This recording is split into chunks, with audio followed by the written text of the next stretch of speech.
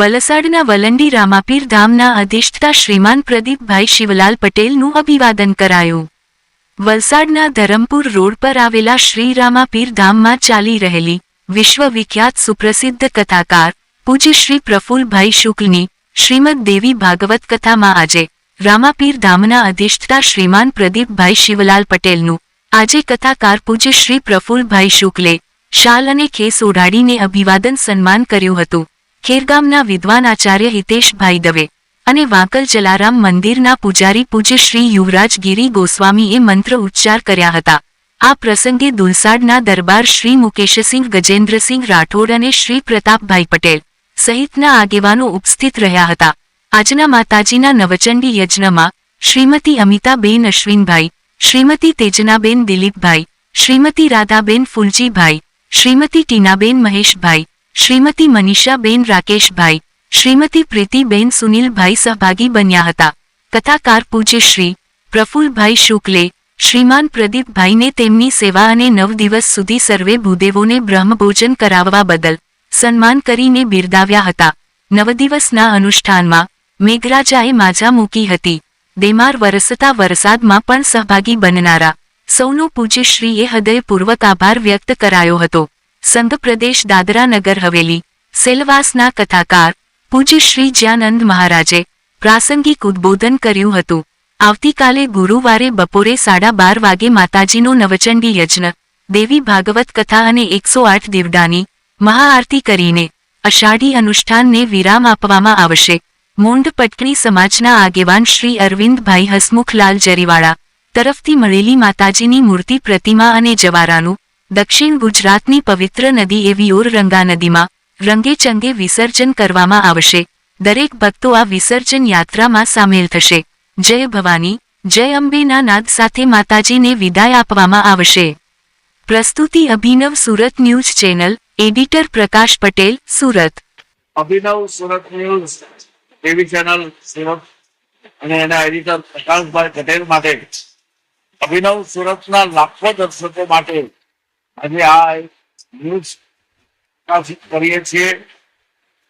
આ વલંડીના અંદર રામાપીર ધામમાં અષાઢી અનુષ્ઠાન ચાલી રહ્યું છે. માતાજીનો નવચંડી યજ્ઞ થઈ રહ્યા છે. દરરોજ એવી ભાગવતની કથા થઈ રહી છે. એમાં ગઈકાલે તો મહાકાલી પ્રાગટ્યમાં એટલો અનેરો આનંદ આવ્યો, જાણે પાવાગઢમાં પહોંચી ગયા હોય એવું વાતાવરણ થઈ ગયું. આજે આ કથાના આયોજક અને જેણે સતત 10 દિવસથી સેવા આપી છે, બધાને ભોજન કરાયું છે, બ્રહ્મભોજન કરાયું છે, એવા આ રામાપીર ધામના અધિષ્ઠાતા શ્રી પ્રદીપભાઈ શિવલાલભાઈ પટેલ, એનું આજે અભિવાદન કરીએ છીએ, એનું આજે સન્માન કરીએ છીએ.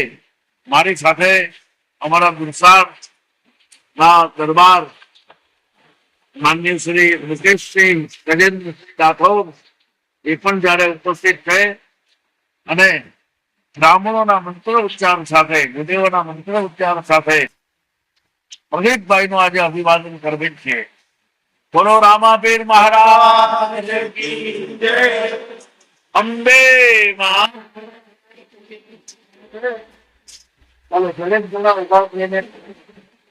અમારા મુકેશસિંહ રાઠોડ દ્વારા અને દેવી ભાગવતની વ્યાસપીઠ દ્વારા આ રામાપીર ધામના અધિષ્ઠાતા શ્રી પ્રદીપભાઈ શિવલાલ પટેલ, જેણે 9 દિવસની અનમોલ સેવા છે, એમનું અભિવાદન કરીએ છીએ. બાળકોના દીકરા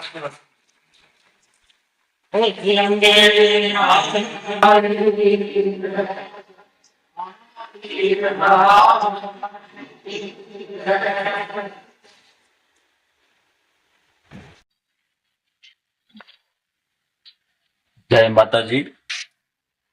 પૂજ્ય બાપુ વલંડીમાં જે શ્રી દેવી ભાગવત ચાલી રહી છે એની કાલે પૂર્ણાવતી છે. તો કાલે જે માતાજીનું વિસર્જન છે એનો કાર્યક્રમ કઈ પ્રમાણે રહેશે, કેટલા વાગે વિસર્જન છે અને કેટલા વાગે પૂર્ણાવતી છે, એ જરા બાપુ જણાવજો. ભાઈ દવે દ્વારા પણ પૂછાયેલા પ્રશ્નનો ઉત્તર આપવો એ પહેલા ગણપતિ દાદાના ચરણોમાં વંદના છે. માં ભગવતી રાજરાજેશ્વરી જગદંબાને પ્રાર્થના છે. આજે સિદ્ધિદાત્રી માં સિદ્ધિ આપનારી જગદંબા છે. સિદ્ધિ એટલે જસ અબજસ લાભ હાનિ દુઃખ સુખ આ બધાની અંદર સદૈવ જે સિદ્ધિ આપે છે એવી માં જગદંબાને પ્રાર્થના છે. જુઓ માજી હું કહું તે સાંભળો, બહુચર અંબા દીન દયાળ, સંકટ દુઃખ મારું કરો નિવારણ, કર જોડી કહું તમારો બાળ. બોલ્યા ભટકતા ફિરો જગત में, छोड़ी हमेरा देश वतन, तुझ बिना मेरा कोई नहीं वाली, जीव काया का करो जतन. अरे ઘણું ઘણું શું કહીએ અંબામાં. માતાજીના ચરણોમાં આ પ્રાર્થના હિતેશભાઈ દવેએ જે પ્રશ્ન કર્યો છે આવતીકાલના કાર્યક્રમ માટે, કાલે વલંડીના અંદર સવારે 8 વાગે હવન થશે, 10 વાગે કથા થશે અને બરોબર 12 વાગે 108 દીવાની આરતી કરી 12:20 માતાજીની વિસર્જન યાત્રા શરૂ થશે. માતાજીની જે મૂર્તિ પ્રતિમા અમારા અરવિંદભાઈ જરીવાલા મોટપટણી સમાજના અગ્રણી તરફથી જે મૂકવામાં આવી છે એ મૂર્તિનું વિસર્જન ઔરંગા નદીમાં આવતીકાલે કરવામાં આવશે. સાથે માતાજીના જ્વારા અને ઘટસ્થાપન જે કહ્યું છે એનું પણ વિસર્જન માતાજીની મૂર્તિ સાથે કરવામાં આવશે. આવતીકાલનો દિવસ છેલ્લો દિવસ અષાઢી નવરાત્રી અનુષ્ઠાનનો અને એ અષાઢી નવરાત્રી અનુષ્ઠાન માં ભગવતીની કૃપાથી રામાપીરની જગ્યામાં અમારા પ્રદીપભાઈ પટેલના આયોજનથી જ્યારે થઈ રહ્યું છે ત્યારે ખરેખર ખૂબ જ આનંદ આવ્યો છે. માં ભગવતીએ ખૂબ કૃપા કરી.